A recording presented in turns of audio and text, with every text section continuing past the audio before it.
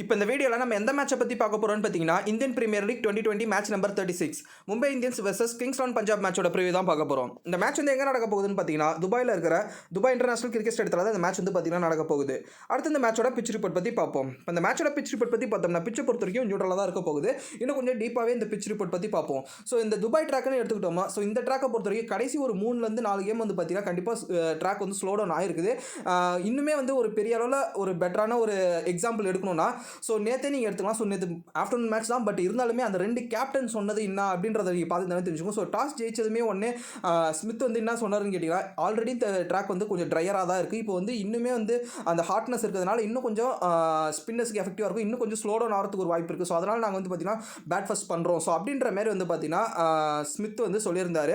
So அதிலே தெரிஞ்சிருக்கலாம். So afternoon கேம்ன்றதுனால okay அந்த ஹாட் இருக்கும், அந்த ஹீட்னஸ் இருக்கும், ஸோ அதனால் இன்னும் ட்ரையர் ஆகும் அப்படின்னு நீங்கள் சொல்லியிருக்கலாம். பட் இருந்தாலும் அவர் சொன்ன இன்னொரு வார்த்தை வந்து பார்த்தீங்கன்னா ஆல்ரெடி இந்த ட்ராக் வந்து ட்ரையாக தான் இருக்குது, ட்ரைனிஷ் நேச்சர் தான் வந்து பார்த்தீங்கன்னா இந்த ட்ராக்கில் இருக்குது அப்படின்ற ஒரு பாயிண்ட் ஆஃப் வந்து பார்த்தீங்கன்னா அவர் சொல்லியிருந்தார். போன மேட்ச் மட்டும் தான் கேட்டிங்கன்னா, எஸ் அஃப்கோர்ஸ் போன மேட்ச் மட்டும் இல்லை, அதுக்கு முந்தின 2 மேட்சுமே டாஸுக்கு வர 2 கேப்டன்ஸுமே ஃபஸ்ட் இங்கே வந்து பார்த்தீங்கன்னா பேட்டிங் தான் ப்ரிஃபர் பண்ணுறாங்க. அதுக்கு ஒரே ரீசன் ட்ராக்கை பொறுத்த வரைக்கும் கொஞ்சம் வந்து ஸ்லோ டவுன் ஆயிருக்கு. செகண்டாக பவுல் பண்ணால் இன்னுமே வந்து எஃபெக்டிவாக இருக்கும். ஸோ வந்து பேட்ஸ்மேன் கொஞ்சம் வந்து பார்த்தீங்கன்னா ஸ்ட்ரகிள் ஆவாங்க அப்படின்ற மாதிரி சொல்லியிருக்காங்க. ஸோ ரோஹித்துமே கிட்டத்தட்ட வந்து பார்த்தீங்கன்னா இந்த பாயிண்ட் வந்து ப்ரெஸ் மீட்டில் சொல்லியிருந்தார். ஸோ துபாய் ட்ராக்கை பொறுத்த வரைக்கும் கண்டிப்பாக வந்து சேசிங் வந்து பெரிய அளவில் எஃபெக்டிவாக இருக்காது அப்படின்ற மாதிரி வந்து பார்த்தீங்கன்னா ரோஹித் சர்மாவும் இந்த ஒரு பாயிண்ட் வந்து ஒரு மாதிரி ஒரு அழுத்தமாக சொல்லியிருக்காரு. கண்டிப்பாக இன்றைக்கி இந்த மேட்சை பொறுத்த வரைக்குமே டாஸ் வின் பண்ணுற கேப்டன் கண்டிப்பாக வந்து பேட் ஃபஸ்ட் தான் பண்ண போகிறாங்க. ஸோ ஸ்பின்னர்ஸுக்கு கொஞ்சம் அந்த அட்வான்டேஜ் இருக்குன்னு சொல்லலாம். ஸோ ட்ராக் வைஸ் மட்டும் இல்லாமல் அவங்களுக்கு டைமென்ஷன்ஸ் வைஸுமே அட்வான்டேஜ் இருக்குது. ஸோ இங்கே சீம் பவுலர்ஸை பொறுத்த வரைக்குமே இனிஷியலாக கண்டிப்பாக ட்ராக்கை பொறுத்த வரைக்கும் அந்த ஹார்ட்னஸ் இருக்குது.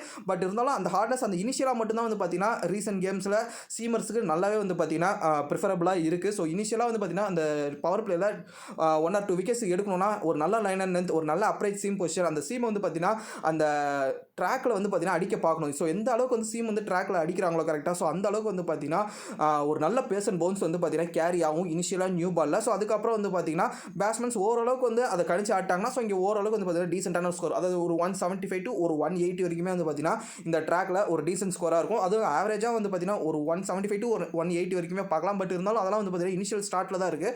ஸோ ஓரளவுக்கு கணிச்சு ஆடிட்டாங்கன்னா ஒரு பெஸ்ட்டாக இருக்கும். ஸோ மினிமம் பவர் பிளேயில் 1 விக்கெட் இல்லை 2 விக்கெட்டை தவிர்த்துட்டு பெரிய அளவில் வந்து பார்த்தீங்கன்னா விக்கெட்ஸ் லூஸ் பண்ணாமல் இனிஷியலாக ஓப்பன் பண்ணுற பேட்ஸ்மேன் ஏதாவது 2 பேட்ஸ்மேனில் ஒரு பேட்ஸ்மேன் வந்து பார்த்தீங்கன்னா கொஞ்சம் வந்து கேமை கொண்டு போகணும். ஸோ இந்தமாரி ஒரு சில டாக்டிக்ஸ் கண்டிப்பாக துபாய் ட்ராக்கில் ட்ரை பண்ணணும். அப்படி இருந்தால் மட்டும் தான் வந்து பார்த்தீங்கன்னா ஓரளவுக்கு இங்கே ஒரு நல்ல டீசென்டான ஸ்கோர் வந்து பார்த்தீங்கன்னா எடுக்க முடியும். ஸோ இதாவது பார்த்தீங்கன்னா பிச் ரிப்போர்ட். ஸோ பிச்சை பொறுத்த வரைக்கும் நியூட்ரலாக தான் இருக்க போகுது. அடுத்து மும்பை இந்தியன்ஸோட ப்ராபபிள் பிளேயிங் லெவன் பார்ப்போம்.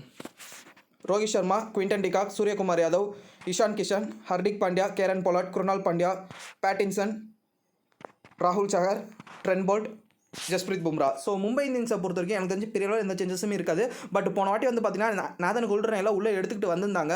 ஜேம்ஸ் பேட்டின்சனை ரெஸ்ட் பண்ணிட்டு எனக்கு தெரிஞ்சு இந்த மேட்ச் வந்து பார்த்தீங்கன்னா எஸ் மறுபடியுமே வந்து பார்த்தீங்கன்னா ஜேம்ஸ் பேட்டின்சன் உள்ளே வரதுக்கு ஒரு வாய்ப்பு இருக்குது. ஏன்னா ரோஹித் கிட்ட வந்து கேட்கக்குள்ள ஸோ அவர் என்ன சொல்லியிருந்தாருன்னா ஜஸ்ட் வந்து நாங்கள் வந்து ஒர்க் லோடுக்காக தான் வந்து பார்த்தீங்கன்னா டீமோட பெஞ்ச் வந்து மேனேஜ் பண்ணிகிட்டு இருக்கோம் அப்படின்ற மாதிரி சொல்லியிருக்காரு.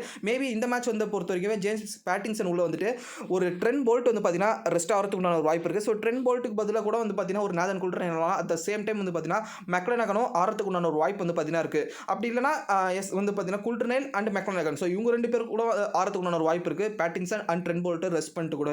ஸோ கண்டிப்பாக வந்து பார்த்தீங்கன்னா ஒர்க் லோடு மேனேஜ் பண்ணணும் அப்படின்ற ஒரு வார்த்தையை போன வாட்டியே ரோஹித் சொல்லியிருந்தாரு. ஸோ பார்ப்போம். மற்றபடி வந்து பார்த்தீங்கன்னா எனக்கு கேட்டிங்கன்னா ஜஸ்ட் வந்து ஒரு ஃபோர்ஸ்டு சேஞ்ச் அப்படின்னு தான் சொல்லுவாங்க அந்த ஒர்க் லோடுக்காக. மற்றபடி வந்து பார்த்தீங்கன்னா இங்கே வந்து ஃபார்மை வச்சோ ஃபார்ம் கன்சர்ன் பண்ணியோ இங்கே எந்த விதமான சேஞ்சஸும் நடக்க போகிறது இல்லைன்றதும் ரோஹித் சர்மா க்ளீனாகவே வந்து இண்டிகேட் பண்ணியிருக்காரு.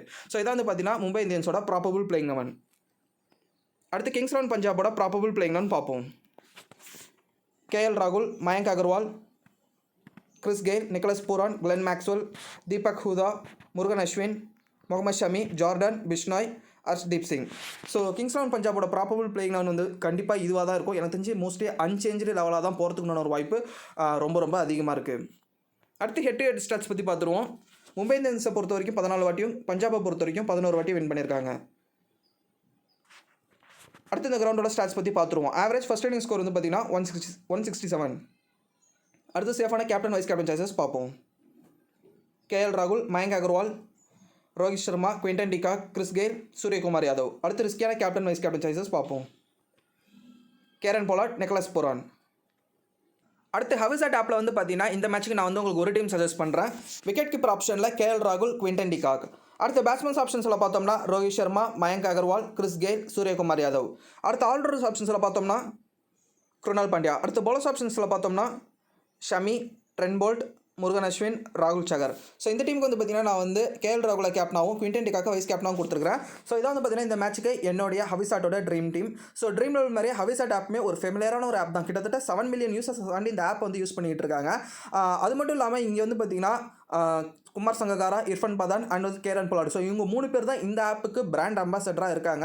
ஸோ நிறையாவே இன்ட்ரெஸ்டிங்கான கான்டெஸ்ட்லாம் வந்து ஹவிசாட்டில் கிரியேட் பண்ணியிருக்காங்க. அது இன்ட்ரெஸ்டிங்காக மட்டும் இல்லாமல் நீங்கள் ஏர்ன் பண்ணுறதுக்கு கொஞ்சம் ஈஸியாகவுமே கிரியேட் பண்ணியிருக்காங்க. ஜஸ்ட் வந்து பார்த்தீங்கன்னா பீட் த லெஜெண்ட்ற ஒரு கான்டெஸ்ட்டை எக்ஸாம்பிளாக எடுத்துக்கலாம். ஸோ அதில் வந்து பார்த்தீங்கன்னா அந்த 3 பிராண்ட் அம்பாசடரில் யாராவது ஒருத்தவங்க வந்து பார்த்தீங்கன்னா டீம் கிரியேட் பண்ணுவாங்க. ஸோ அந்த டீமை வந்து நீங்கள் ஜஸ்ட் ஒரு 0.5 பீட் பண்ணாலுமே நீங்கள் வந்து 25 ரூபா அதில் இன்வெஸ்ட் பண்ணுறீங்கன்னா நீங்கள் வந்து அது 50 ரூபாய் எடுக்கலாம். அதாவது 25 ரூபா உங்களுக்கு ப்ராஃபிட்டாக அமையும். ஸோ இந்தமாரி நல்லாவே வந்து பார்த்தீங்கன்னா சின்ன சின்ன அமௌண்ட்டாக நீங்கள் வந்து ஏர்ன் பண்ணலாம். ஸோ இங்கே வந்து கிராண்ட் லீக்கும் வந்து பார்த்தீங்கன்னா சஜஷனில் தான் இருக்குது. ஸோ நீங்கள் கிராண்ட் லீக் ப்ளே பண்ணி பெரிய அமௌண்ட்டும் வந்து பார்த்தீங்கன்னா வின் பண்ணலாம். ஸோ உங்களுக்கு எந்த மாதிரி கேட்டகரியில் நீங்கள் இருக்கீங்க அப்படின்றத வச்சு நீங்கள் தாராளமாக வந்து பார்த்தீங்கன்னா இங்கே இன்வெஸ்ட் பண்ண முடியும். ஸோ ஒரு நல்ல ஆப், நீங்கள் கண்டிப்பாக வந்து ட்ரை பண்ணி பாருங்கள். இந்த ஆப்போட டவுன்லோட் லிங்க் நான் கீழே டிஸ்கிரிப்ஷனில் கொடுத்துருக்கிறேன்.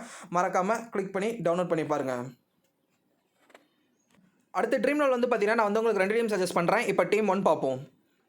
விக்கெட் கீப்பர் ஆப்ஷனில் குவிண்டன் டிகாக், கேஎல் ராகுல். நான் வந்து பார்த்தீங்கன்னா 2 கீப்பர் சூஸ் பண்ணியிருக்கேன். இங்கே இன்னுமே 2 கீப்பர் இருக்காங்க. அதாவது நிக்கோலஸ் புரான் அண்ட் வந்து பார்த்தீங்கன்னா இஷான் கிஷன். ஸோ இன்னும் 2 கீப்பர் இருக்காங்க. ஸோ இந்த 4 கீப்பருமே நான் வந்து ஷார்ட் லீக்கே எடுத்துகிட்டு போகலாமா, ப்ளஸ் பாயிண்ட்டாக இருக்குமான்னு கேட்டிங்கன்னா கன்ஃபார்மாக இவங்க 4 பேருமே ஒரு மஸ்ட் பிக், ஒரு டீசெண்டான பிக் அப்படின்னு கூட சொல்லலாம். மஸ்ட் பிக்குன்னு கூட நான் வந்து பார்த்தீங்கன்னா சொல்லுவேன். பட் ஏன்னா இஷான் கிஷனை பொறுத்த வரைக்கும் மஸ்ட் பிக்குன்றது ஒரு கேள்விக்குறி தான். ஏன்னா அவருக்கு வந்து பார்த்தீங்கன்னா ஆப்பர்ச்சுனிட்டி பெரிய அளவில் கிடைக்க மாட்டேங்குது. பட் இங்கே நிக்கோலஸ் புரானை பொறுத்த வரைக்கும் மஸ்ட் பிக் தான்.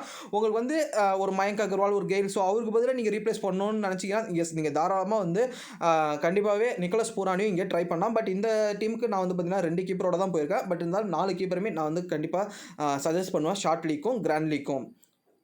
அடுத்து பேட்ஸ்மேன்ஸ் ஆப்ஷன்ஸில் பார்த்தோம்னா ரோஹித் சர்மா, சூரியகுமார் யாதவ், கிறிஸ் கெயில், மயங்க் அகர்வால். அடுத்து ஆல்ரவுண்டர்ஸ் ஆப்ஷன்ஸில் பார்த்தோம்னா குருணால் பாண்டியா.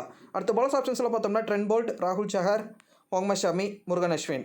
ஸோ இந்த டீமுக்கு வந்து பார்த்தீங்கன்னா நான் வந்து கேஎல் ராகுலை கேப்டனாகவும் குவிண்டன் டிகாக்கை வைஸ் கேப்டனாகவும் கொடுத்துருக்கிறேன். ஃபஸ்ட்டு கேஎல் ராகுலை கேப்டனாக கொடுத்த ரீசன், ஸோ உங்களுக்கே தெரிஞ்சிருக்கும், ஒரு கேப்டன் ரெஸ்பான்சிபிலிட்டி இன்னிங்ஸ் ப்ளஸ் வந்து பார்த்தீங்கன்னா ஆங்கர் இன்னிங்ஸ் ஆடக்கூடிய ஒரு பிளேயர். அது மட்டும் இல்லாமல் 8 மேட்ச்சில் கிட்டத்தட்ட 6 மேட்ச் வந்து பார்த்தீங்கன்னா கன்சிஸ்டண்ட்டாக பர்ஃபார்ம் பண்ணியிருக்கக்கூடிய ஒரு பிளேயர் வந்து பார்த்தீங்கன்னா கேஎல் ராகுல். அதுவும் இல்லாமல் ஆரஞ்சு கேப் இப்போதைக்கு அவர்கிட்ட தான் இருக்குது. ஸோ எங்கேயோ லீடிங்கில் இருக்கார். ஸோ அவர் எந்த அளவுக்கு கன்சிஸ்டன்ட்ன்றதை ஸோ அதிலே நம்ம தெரிஞ்சுக்கலாம். ஸோ அதனால தான் நான் வந்து பார்த்தீங்கன்னா கேஎல் ராகுலை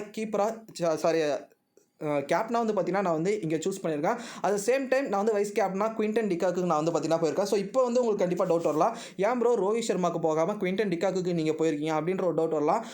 குவிண்டன் டிகாக்கை பொறுத்த வரைக்கும் அவர் வந்து அந்த பவர் பிளேவை யூட்டிலைஸ் பண்ணி ஆடணும் அப்படின்ட்டு பார்க்குறாரு. எஸ், இங்கே வந்து ரோஹித் சர்மாவும் ஆங்கரிங் இன்னிங்ஸ் தான் ஆடுறாரு. பட் இருந்தாலும் நான் வந்து பார்த்தீங்கன்னா ஒரு சின்ன சேஞ்ச் குவிண்டன் டிகாக்கு போயிருக்கேன். அதுக்கு ரீசன் நான் வந்து இப்போ சொல்லிடுறேன். ஜஸ்ட் வந்து பார்த்தீங்கன்னா அவர் வந்து பவர் பிளேவை ஃபுல் அண்ட் ஃபுல் யூட்டிலைஸ் பண்ண பார்க்குறாரு. ஸோ ரோஹித் சர்மா அங்கே வந்து பார்த்தீங்கன்னா குவிண்டன் டிகாக்கு மோர் ஓவர் வந்து பார்த்தீங்கன்னா ஸ்ட்ரைக் ரொட்டேட் பண்ணி கொடுத்துக்கிட்டு இருக்காரு. அப்படின்ற பட்சத்தில் அவர் வந்து குவிண்டன் டிகாக்கை பொறுத்த வரைக்கும் ஒரு கூடிய சீக்கிரமே வந்து பார்த்தீங்கன்னா அந்த 30 to 35 ரன்ஸ் அவர் வந்து பார்த்தீங்கன்னா ரீசெண்ட் டைம்ஸ், அதாவது கடைசி ஒரு 3-4 மேட்சாக வந்து பார்த்தீங்கன்னா அந்த பவர் பிளேவை யூஸ் பண்ணி அவர் குயிக்காகவே வந்து பார்த்தீங்கன்னா 30 to 35 ரன்ஸுக்கு போயிடுறாரு. ஸோ அதுக்கப்புறம் வந்து பார்த்தீங்கன்னா ஓரளவுக்கு ஸ்டாண்ட் பண்ணி ஆடுறாரு. ஸோ அந்த பவர் பிளேவை யூஸ் பண்ணுறாரு, அந்த ஒரு ஆப்ஷன் வந்து பார்த்தீங்கன்னா இருக்குது. ஸோ அதனால் மட்டுமே நான் வந்து குவிண்டன் டிகாக்கை நான் வந்து வைஸ் கேப்டனாக வச்சிருக்கேன். அட் த சேம் டைம் நீங்கள் வந்து ரோஹித் சர்மா கேப்டனாக யூஸ் பண்ணி போகலாமா, இந்த டீமில் நான் வந்து ரோஹித் சர்மா கேப்டனாக போட்டு ராகுலை வைஸ் கேப்டனாக போடலாமான்னு கேட்டிங்கன்னா எஸ், தாராளமாக நீங்கள் வந்து பார்த்தீங்கன்னா அந்த விஷயத்தை பண்ணலாம். பட் இருந்தாலும் நான் ஏன் வந்து ரோஹித் சர்மாக்கு ஒரு கேப்டன் வைஸ் கேப்டன் போடாமல் நான் வந்து ராகுலுக்கு போட்டிருக்கேன். இன்னொரு ரீசனுமே வந்து பார்த்தீங்கன்னா இருக்காது. என்னன்னு கேட்டிங்கன்னா அவரோட வேலையை அவர் பார்த்துக்கிட்டு இருக்காரு. அதாவது என்ன கேட்டிங்கன்னா இன்னும் ஒரு பெரிய ஒரு எக்ஸ்ப்ளனேஷன் கொடுக்கணும்னு கேட்டிங்கன்னா, எதுக்காக வந்து கேஎல் ராகுல் அண்டு மயங்க் அகர்வால் இவங்களோட பார்ட்னர்ஷிப் வந்து பெஸ்ட்டாக இருக்குது இந்த சீசனில் அப்படின்னு கேட்டிங்கன்னா, கரெக்டாக அவங்களோட வேலையை அவங்க பார்க்குறாங்க. அதுதான் வந்து பார்த்திங்கன்னா நல்லா சொல்ல முடியும். அதாவது ராகுலை பொறுத்த வரைக்கும் நான் வந்து இந்தமாரி ஒரு இன்னிங்ஸ் தான் ஆட போகிறேன், நீ வந்து பவர் பிளேவை டேக் ஓவர் பண்ணி ஆடு அப்படின்ற ஒரு கிளியரான ஒரு மைண்ட் செட். ஸோ இந்த ஒரு கிளியரான ஒரு மைண்ட் செட் தான் இந்த டீமை தவிர்த்துட்டு மற்ற எந்த ஒரு டீம்லையுமே ஓப்பனர்ஸ்க்கு வந்து பார்த்திங்கன்னா கிடையாது. ஃபாஃப் டூ பிளேசஸ் ஆக்சுவலாக நல்லா பண்ணிகிட்டு இருக்காரு. அந்த இடத்துல வந்து பார்த்திங்கன்னா திடீர்னு வந்து அவர் வந்து இப்போ கடைசி ஒரு 2-3 மேட்சாக வந்து பவர் பிளேவை டேக் டவுன் பண்ணி ஆடிக்கிட்டு இருக்காரு வாட்சனுக்கு ஓவராக. அதில் வந்து பார்த்தீங்கன்னா 3 வாட்டி ஃபெயிலியர் ஆயிருக்காரு. ஆக்சுவலாக போன வாட்டி மட்டும் தான் வந்து பார்த்தீங்கன்னா டெல்லி கூட மட்டும் தான் அவர் வந்து சக்ஸஸிவாக இருந்தார் அதில். பட் மற்ற எல்லா டீம்லையும் இது தான் நடந்துகிட்டு இருக்குது. பட் ஆனால் இங்கே கிங்ஸ் 11 பஞ்சாப்னு வரக்குள்ள ஸோ இதை வந்து ரெகுலராக ஃபாலோ பண்ணிட்டு இருக்காங்க. அதனால மட்டுமே இந்த ஒரு பார்ட்னர்ஷிப் வந்து ரொம்ப ரொம்ப சக்ஸஸ்ஃபுல்லாக இருக்காங்க. அந்த ஒரு ரீசன் தான் நான் வந்து பார்த்தீங்கன்னா கேஎல் ராகுலுக்கு கேப்டனாக கொடுத்த ரீசனுமே கூட. ஏன்னா வந்து அந்த ஆங்கர் இன்னிங்ஸ் ஆடக்குள்ள கண்டிப்பாக நடுவில் சொதப்பலான ஒரு ஷாட்ஸ் வந்து மோஸ்ட்லி ஆட மாட்டாருன்னு நான் நினைக்கிறேன். ஸோ அதனால தான் வந்து ரோஹித் சர்மாவுக்கு ஓவராக நான் வந்து கேஎல் ராகுல் அண்ட் குவிண்டன் டிகாக்கு நான் வந்து பார்த்தீங்கன்னா இந்த கேப்டன் வைஸ் கேப்டன் காம்பினேஷன் கொடுத்துருக்கேன். அஃப்கோர்ஸ் நீங்கள் கேட்கலாம் கேப்டன் வைஸ் கேப்டன் ரோஹித்தை போடலாமான்னு கேட்டிங்கன்னா நான் வந்து முன்னாடியே வந்து சொல்லிட்டேன். நீங்கள் தாராளமாக ரோஹித் சர்மாக்கு கேப்டனோ வைஸ் கேப்டனோ இந்த டீம்லையும் கொடுத்துட்டு போகலாம். பட் இருந்தாலும் நான் வந்து ரோஹித் சர்மாவை என்னோட அடுத்த டீமில் நான் யூஸ் பண்ணியிருக்கேன். அதனாலே நான் இந்த டீமில் யூஸ் பண்ணலாம். அதுவுமே வந்து பார்த்தீங்கன்னா ஒரு ரீசன் தான். ஸோ இதான் வந்து பார்த்தீங்கன்னா ட்ரீம் 11 என்னுடைய டீம் 1. அடுத்த டீம் 2 பார்ப்போம். விக்கெட் கீப்பர் ஆப்ஷனில் குவிண்டன் டிகாக், கேஎல் ராகுல், நிக்கோலஸ் புரான். அடுத்த பேட்ஸ்மேன்ஸ் ஆப்ஷன்ஸில் பார்த்தோம்னா ரோஹித் சர்மா, சூரியகுமார் யாதவ், கிறிஸ் கெயில். அடுத்த ஆல்ரவுண்டர்ஸ் ஆப்ஷன்ஸில் பார்த்தோம்னா குருணால் பாண்டியா. அடுத்த பவுலர்ஸ் ஆப்ஷன்ஸில் பார்த்தோம்னா ஜஸ்பிரீத் பும்ரா, ராகுல் சஹர், முகமது ஷமி, முருகன் அஸ்வின். ஸோ இந்த டீமுக்கு வந்து பார்த்தீங்கன்னா நான் வந்து ரோஹித் சர்மாவை கேப்டனாகவும் கிறிஸ் கெயிலை வைஸ் கேப்டனாகவும் கொடுத்துருக்கிறேன். அஃப்கோர்ஸ் நான் சொன்ன மாதிரி தான் ரோஹித் சர்மாவை நான் இந்த டீமில் யூஸ் பண்ணியிருக்கேன். அதுவுமே ஒரு ரீசன் நான் வந்து டீம் 1ல் யூஸ் பண்ணாததுக்கு. ஸோ அதனால தான் வேறு மற்றபடி வந்து பார்த்தீங்கன்னா என்ன கேட்டிங்கன்னா பெரிய அளவில் நான் வந்து ரீசன் சொல்ல விரும்பல. அட் த சேம் டைம் நான் வந்து கிறிஸ் கெயிலை வைஸ் கேப்டனாக யூஸ் பண்ணியிருக்கேன். அது கிறிஸ் கெயிலை பொறுத்த வரைக்குமே ஸோ ஒரு 2-3 வருஷத்துக்கு முன்னாடி இந்த கெயிலுக்கு மேபி அப்போ அந்த டைமில் வந்து பார்த்தீங்கன்னா நான் வந்து கொடுத்துருப்பேனான்னு கேட்டிங்கன்னா கண்டிப்பாக டவுட் தான். இப்போ வந்து பார்த்தீங்கன்னா ஓரளவுக்கு பந்தை கொஞ்சம் பார்த்து ஆடிட்டு அதுக்கப்புறம் ஹார்ட் பண்ணி ஆட ட்ரை பண்ணுறாரு. அது மட்டும் இல்லாமல் இன்னொரு ஒரு முக்கியமான விஷயம் வந்து பார்த்தீங்கன்னா பார்க்கணும். அது என்னன்னா அவர் எல்லா ஓவருமே டார்கெட் பண்ணல. ஸோ இது வந்து ரொம்ப ரொம்ப ஒரு முக்கியமான விஷயம். ஒரு நல்ல பேட்ஸ்மேனுக்கு அதுதான் ஒரு விஷயம். இப்போ ஒரு பெரிய எக்ஸாம்பிள் சொல்லணும், ஒரு பிருத்திவி ஷாவை எடுத்துக்கலாம். ஸோ யார் போட்டாலுமே ஃபஸ்ட்டு பால் வந்து அட்டாக் பண்ணணும்னு பார்க்குறாரு.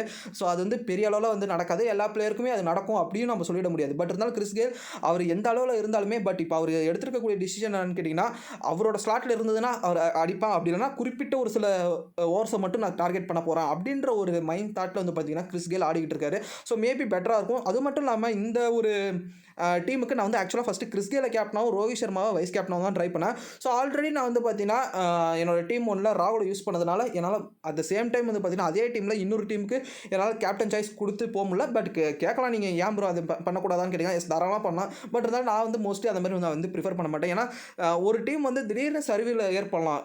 ஃபஸ்ட்டு 3 விக்கெட் உடனே போகலாம். ஸோ இந்தமாரி ஏகப்பட்ட விஷயங்கள் நடக்கலாம் கிரிக்கெட்டில். அதனால நான் வந்து கொஞ்சம் சேஃப் ப்ளே பண்ணுன்றதுக்காக நான் வந்து ரோஹித் சர்மாக்கு கேப்டனாகவும் கெயிலை வந்து வைஸ் கேப்டனாகவும் போட்டிருக்கேன். நீங்கள் வந்து இந்த டீமுக்கு நீங்கள் கெயிலை வந்து கேப்டனாகவும் ரோஹித் சர்மாவும் வைஸ் கேப்டனாக வச்சு கூட வந்து பார்த்தீங்கன்னா இந்த டீமை நீங்கள் எடுத்துகிட்டு போகலாம். ஸோ இந்த 2 டீமுமே நான் வந்து பார்த்தீங்கன்னா ஷார்ட் லீக் தான் சஜஸ்ட் பண்ணுறேன். நீங்கள் மேபி உங்களுக்கு வேணும்னா நீங்கள் தாராளமாக இந்த 2 டீமுமே நீங்கள் கிராண்ட் லீக் கூட வந்து ப்ளே பண்ணி பார்க்கலாம். பட் என்னோட பர்சனல் சஜஷன் நான் இந்த 2மே ஷார்ட் லீக் தான் ட்ரை பண்ணுறேன். உங்களுக்கு இந்த 2 டீமுமே ஓகே நான் மட்டும் கொண்டு போங்க. அப்படி இல்லைனா வேண்டாம். நான் சொன்ன நியூஸஸ் அண்ட் பிளேஸ் டீடைல்ஸ் வச்சு நீங்களே ஒன்றா டீம் கிரியேட் பண்ணி கொண்டு போகிறது தான் உங்களுக்கு வந்து ஒரு பெஸ்ட்டான ஒரு ஆப்ஷனாக இருக்கும். ஸோ அதுக்கப்புறம் இன்னொரு விஷயம் சொல்ல மறந்துட்டேன். ஆக்சுவலாக வந்து பார்த்தீங்கன்னா நான் வந்து கிராண்ட் லீக் டீம் சஜஷன் பண்ணல. ஸோ இதே இந்த 2 டீமுமே நீங்கள் கிராண்ட் லீக் கூட போட்டுக்கலாம். பட் இருந்தாலும் இன்னும் கொஞ்சம் வந்து பார்த்தீங்கன்னா ரிஸ்கியாக பண்ணும் ப்ரோ அப்படின்னு நீங்கள் கேட்டிங்கன்னா ஸோ இந்த டீம் 2வே வந்து பார்த்தீங்கன்னா நீ கொஞ்சம் வந்து சூரியகுமார் யாதவ் வந்து கேப்டனாக வச்சும் நிக்கோலஸ் புரானை வைஸ் கேப்டனாக வச்சு கூட வந்து பார்த்தீங்கன்னா இந்த டீமை நீங்கள் கிராண்ட் லீக்கை அப்படியே கொண்டு போகலாம்.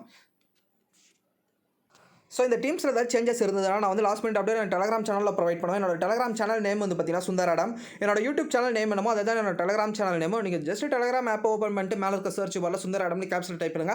அங்கே சஜஷன் என்னோட சேனல் வந்து லிஸ்ட் அவுட் ஆகும். அதில் கிளிக் பண்ணி என்னை ஃபாலோ பண்ணிங்க. ஸோ அவ்வளோதான் ஃப்ரெண்ட்ஸ் இந்த வீடியோ உங்களுக்கு கண்டிப்பாக யூஸ்ஃபுல் வந்துருக்குன்னு நினைக்கிறேன். யூஸ்ஃபுல் இந்த வீடியோக்கு ஒரு லைக் கொடுங்க, ஷேர் பண்ணுங்கள். மறக்காம சுந்தராடம் சேனலை சப்ஸ்கிரைப் பண்ணுறங்க.